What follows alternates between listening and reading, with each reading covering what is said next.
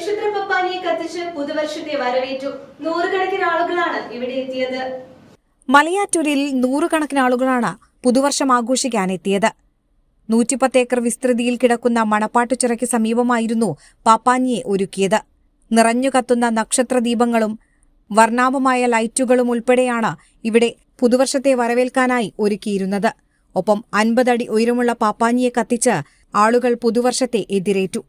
ഡിജെയും ചെണ്ടമേളവും വോട്ടർഡമും അടക്കം ഒരുക്കിയിരുന്നു.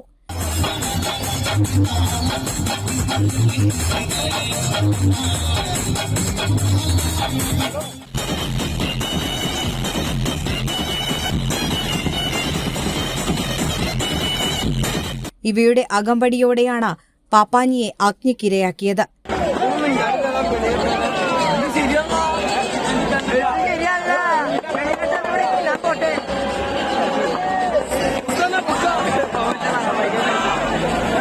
ഇതോടെ ഈ വർഷത്തെ കാർണിവലിന് സമാപനമായി.